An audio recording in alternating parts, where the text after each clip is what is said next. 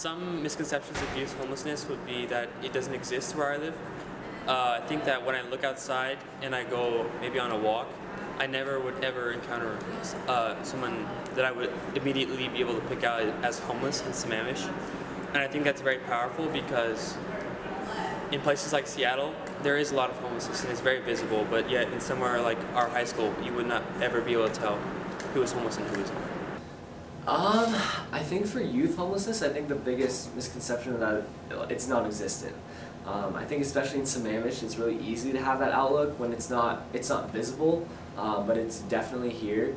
And I think that even though we can't see it, I think it's really important to recognize that it is a problem even in Sammamish. A lot of it is the belief that they put themselves in that situation and that they're kind of the ones to blame for it, and also all these kinds of ideas that they're dirty, they're uneducated, and they're addicts of some sort, but that's just not true. So it's a transitional living program, so that means for families who are homeless, so they have to be either staying in a shelter or sleeping in a place not meant for someone to sleep, like in a car, or couch surfing, so kind of jumping between different friends' houses. So the property in general is for families. The Friends of Youth half of the property is for families where the head of household is between ages 18 and 24 and is either pregnant or parenting.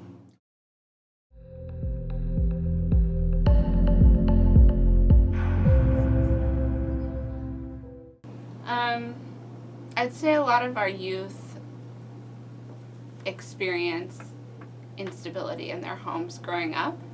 Then they turn 18. Some of them, have kids younger than 18, like 16, 17. Some of them don't have kids until later, but when they turn 18, they're expected to be independent, and their families sometimes can't provide for them anymore, and so they end up on the street and in our program.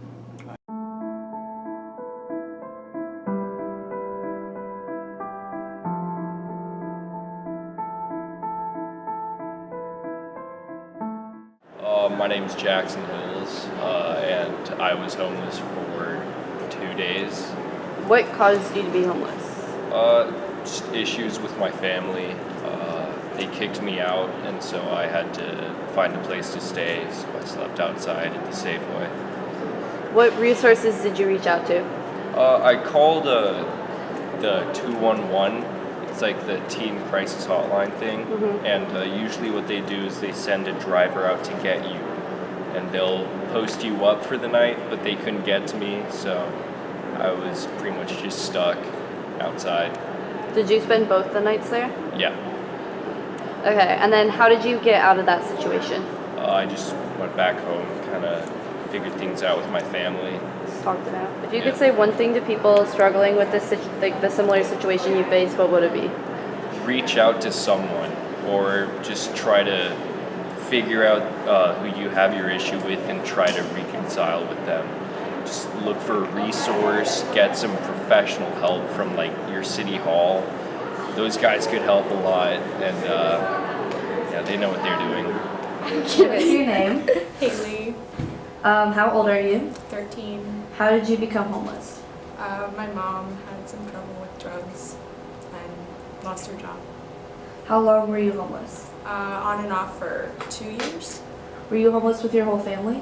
No. Were you split up from them? Yes. How did you get out of homelessness? My mother it's weird. So one day her car broke and she couldn't get to where she needed to go to get those drugs. So she just kind of stopped trying to do it, and then she got her job back, and then she again. If there's one thing you could say to someone struggling with a similar situation that you struggled with, what would it be? Try to stay positive, because it may very well get better, and even if it doesn't help to just be sad all the time.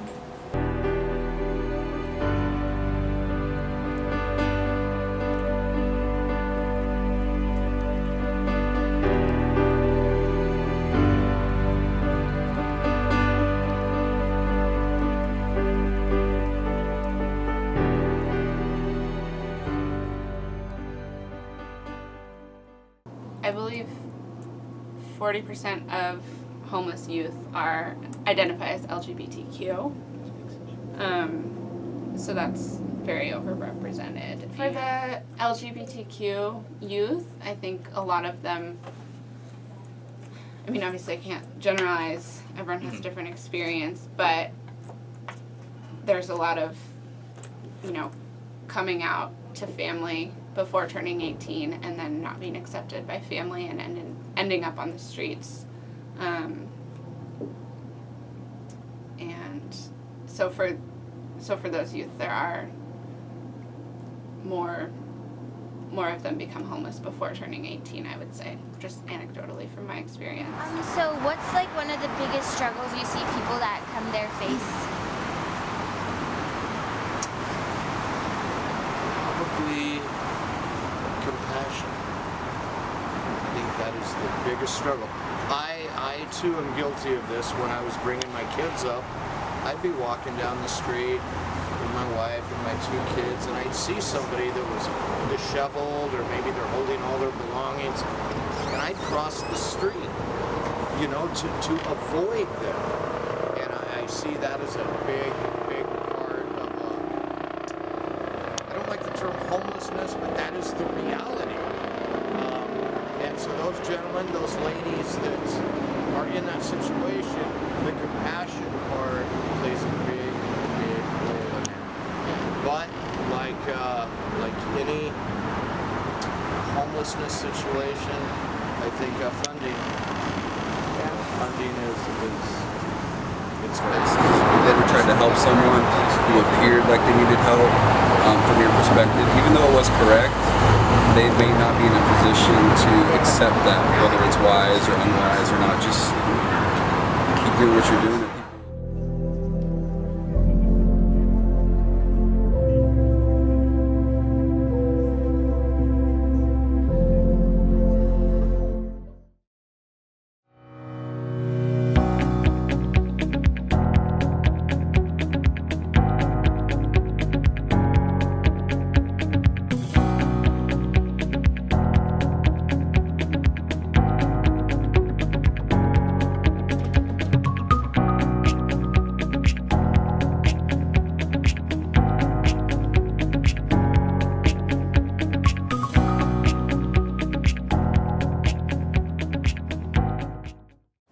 Hopefest is a couple different things. So Hopefest is a non-profit organization, and we have a couple different events and programs that we run in different areas. So our main event, called the Hope Festival, is this event that we work year-long to put on.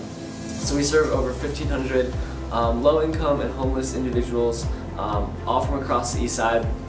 So they're able to receive items like clothing, food, as well as toys, hygiene supplies. They're able to get free services like haircuts.